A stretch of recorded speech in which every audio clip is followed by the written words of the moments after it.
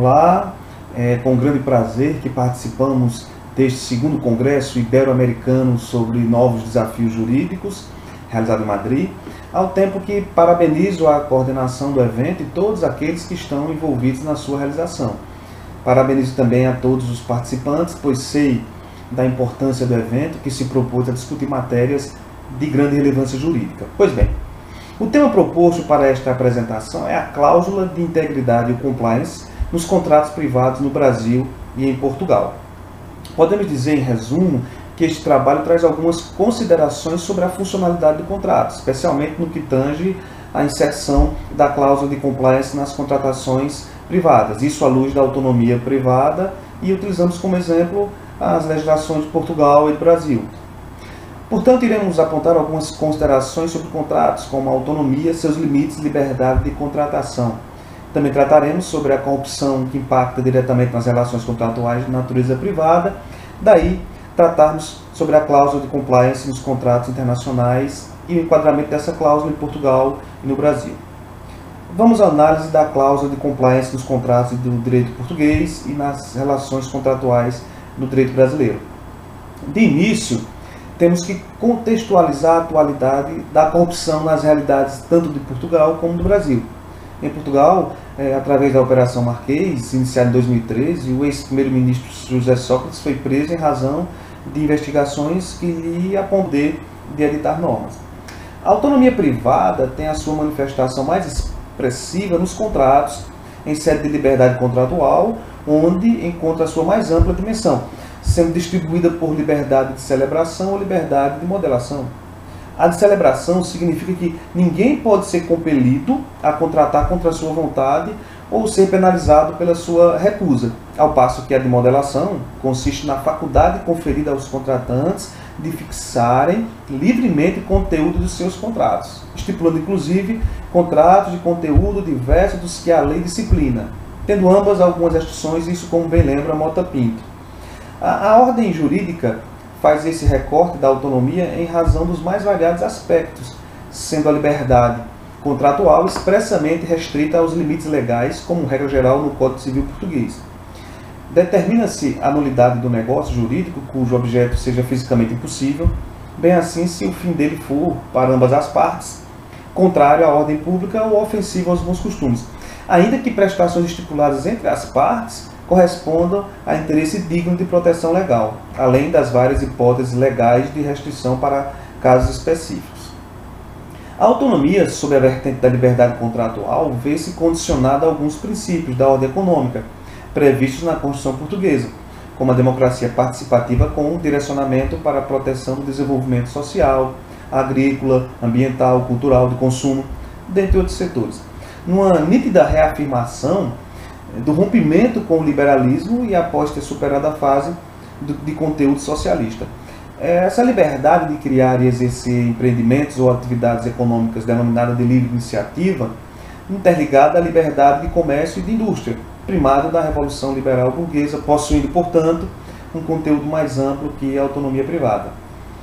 Parece que o contrato tem se transformado num condutor socioeconômico que precisa de rumo. Nem perdeu sua importância, muito menos tende a desaparecer. Ao contrário, pode-se vislumbrar como um instrumento repaginado cuja funcionalidade pode dar o tom que se pretende a essa pós-modernidade, auxiliando no combate aos mais variados fenômenos da criminalidade, assim como o terrorismo, por exemplo, cujo financiamento se dá através de algum tipo de instituição, quer direta ou indiretamente.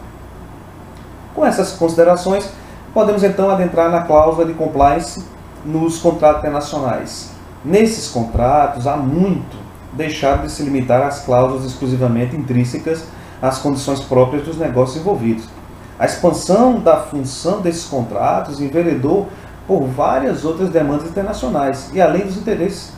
das partes. Isso nos traz a discussão acerca da cláusula anticorrupção nos contratos do direito português e no direito brasileiro. No direito português, o próprio Código Penal define a exclusão da responsabilidade penal das pessoas coletivas quando o agente tiver atuado contra ordens ou instruções expressas de quem direito, a qual se aplica a casos de crime de corrupção. Também indica que as medidas internas preventivas das empresas, especialmente a existência de um código de conduta expresso e bem divulgado, com a pormenorização clara da política de práticas não aceitas pela organização. Possuem, então, um condão de evitar a punição da empresa em casos de corrupção comprovada. No Brasil, em 2013, foi promulgada a Lei 12.846, a qual tornou puníveis diversas condutas ligadas à corrupção, inclusive algumas já tipificadas como crimes, com foco nos atos praticados contra a administração pública nacional e estrangeira. O ponto forte da norma foi a extensão da punibilidade à pessoa coletiva, sem prejuízo da punição da pessoa singular responsável e a responsabilidade objetiva por tais atos ali descritos. As penalidades previstas são aplicadas isoladas ou cumulativamente, desde o pagamento de multa, equivalente a até 20% do faturamento bruto, não sendo possível a apuração até o valor de 60 milhões de reais, como perdimento de bens ou valores, suspensão e interdição parcial das atividades, proibição de receber benefícios ou empréstimos de órgãos ou entidades públicas, ou ainda a dissolução compulsória, tudo sem prejuízo da reparação dos danos causados. Destaque a essa análise incentivou a instituição pelas empresas de mecanismos e procedimentos internos de integridade, auditoria e incentivo à denúncia de irregularidades, bem como a aplicação efetiva de códigos de ética e de conduta no âmbito da pessoa jurídica, estipulando que, no caso de aplicação de sanções, a comprovação da empresa ter implementado tal prática servirá de parâmetro para a aplicação das mesmas. Apesar de focar nas lesões ocorridas contra as administrações públicas, a relevância de tal medida termina por se dirigir a todas as relações privadas, haja vista que não existe a possibilidade de uma empresa ser instituída e desenvolver suas atividades sem que tenham em momento algum qualquer relação com órgãos e instituições públicas, desde a autorização para instalação, criação, funcionamento, até mesmo a obtenção de serviços de fornecimento de água, energia ou ainda, e muito mais, o cumprimento das obrigações fiscais tributárias. Com esse efeito de influenciar a aplicação das penalidades, especialmente com o fito de minimizá-las, as empresas no Brasil vêm desenvolvendo o maior dos interesses em estabelecer essas diretrizes internas visando a uma maior concentração e fiscalização das suas atividades, através de todos os seus departamentos e mediante os atos de cada um de seus colaboradores. O programa de integridade tem o objetivo de detectar e sanar desvios, fraudes, irregularidades e atos ilícitos praticados contra a administração pública, nacional ou estrangeira, sendo considerados fatores como comprometimento da alta direção, criação de um código de conduta de ética com política de procedimentos aplicáveis a todos, sejam empregados ou administradores, inclusive terceiros, como fornecedores, prestadores de serviços, treinamento periódico do pessoal, análise periódica para adaptação contínua do programa por uma autoridade interna independente, controles internos confiáveis, transparência, canal de denúncia aberto a todos, medidas disciplinares, interrupção de irregularidades, tudo isso visando a um melhor encaminhamento da empresa privada. Desse modo, além de criarem seus próprios sistemas de integridade internos, as empresas começaram a exigir que as outras com as quais firmam negócios declarem que possuem um sistema de integridade operante e ativo, razão pela qual passaram a constar em todas as suas contratações a cláusula de integridade. Essa é a ideia e a cultura que tenta se manter. A título comparativo, recentemente foi publicado na Espanha a norma UNE 1960, 1960, editada pela Associación Española de Normalización, que estabelece diretrizes e requisitos mínimos para adotar, implementar, manter e melhorar políticas, processos e sistemas de compliance penal, que permitam reduzir e mitigar o risco de ocorrência de ilícitos das organizações privadas, favorecendo uma cultura ética e de cumprimento das normas. Portanto, em conclusão, precisamos expor o fato de que a implementação e o funcionamento de um programa de integridade dentro de uma organização, de modo algum se mostra como a solução mágica das práticas ilícitas ligadas ao conteúdo da corrupção. O programa de integridade é uma ferramenta de operacionalização de uma política interna de ética e, por essa característica instrumental, pode não ser eficiente por quaisquer falhas que apresente no seu sistema ou por falta de uma atualização contínua do modelo aplicado. Circulação de pessoas, negócios, bens, valores que se operam numa velocidade e amplitude tão aceleradas que esse acompanhamento se torna imprescindível. Por consequência, em não sendo o próprio programa de integridade um antídoto, essa é a palavra correta,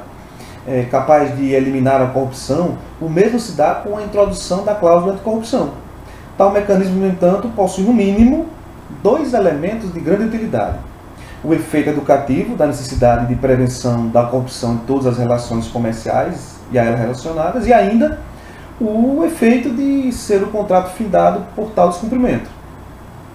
dando um recado, uma mensagem às outras empresas de que aquilo deverá ser cumprido. Por fim, consolidou-se uma cooperação no setor privado em estabelecer uma cadeia de fiscalização entre as empresas atuantes no mercado, a princípio vindo daquelas que atuam no mercado internacional. Isso independente de normas cogentes que lhe impusessem, mas como recomendação no próprio mercado. A orientação para a elaboração da cláusula contratual é que seja imposta através de um texto expresso de vigência, de exigência de cumprimento efetivo de um programa de integridade, com acompanhamento contínuo e sistemático que evidencie que a organização econômica denote o total comprometimento com a sua eficácia e que, inclusive, além da previsão de penalidade, seja passível da parte que exigiu poder fiscalizar, solicitando comprovações periódicas desse implemento contratual. A medida pode parecer invasiva a uma primeira vista,